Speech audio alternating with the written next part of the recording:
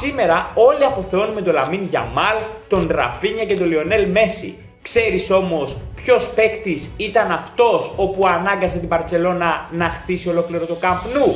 Ούτε εγώ ήξερα και μόλις το έμαθα μέσα από αυτό εδώ το βιβλίο. Πίσω στο 1949, ο Λάσλο Κουμπάλα ετοιμάζεται να ταξιδέψει με την υπερομάδα Τορίνο για να αγωνιστεί σε αναμέτρηση. Τελευταία όμως στιγμή, ο μικρός του γιος αρρωσταίνει και ο ποδοσφαιριστής αναγκάζεται να μείνει πίσω από τις υποχρεώσεις της ομάδας του για να προσέξει το μικρό του παιδί. Αυτή η πτήση ήταν όμως μοιραία, καθώς το αεροπλάνο συνετρίβη στο λόφο Σουπέργκα και απεβίωσε ολόκληρη η ομάδα της Τορίνο. Ο ποδοσφαιριστής σώθηκε επειδή στην κυριολεξία αρρώστησε ο γιος του. Λίγο αργότερα, ο Κουμπάλα πάει στην Μπαρτσελώνα. Ο ποδοσφαιριστής έκανε τόσο μαγικά παιχνίδια εκεί μέσα, όπου στην κυριολεξία ο κόσμος δεν χωρούσε μέσα στο γήπεδο της ομάδας. Γι' αυτό λοιπόν το λόγο η Μπαρτσελώνα αναγκάστηκε να χτίσει ένα νέο γήπεδο. Και αυτό λοιπόν είναι το Camp Nou. Κάτι τέτοιες ιστορίες είναι αυτές που με κάνουν να αγαπάω ακόμα περισσότερο το άθλημα. Να είναι καλά οι El Sombrero που γράψαν ένα τόσο απίστευτο βιβλίο για να μαθαίνουμε τέτοια όμορφα ποδοσφαιρικά γεγονότα. Σας το συστήνω ανεπιφύλακτα,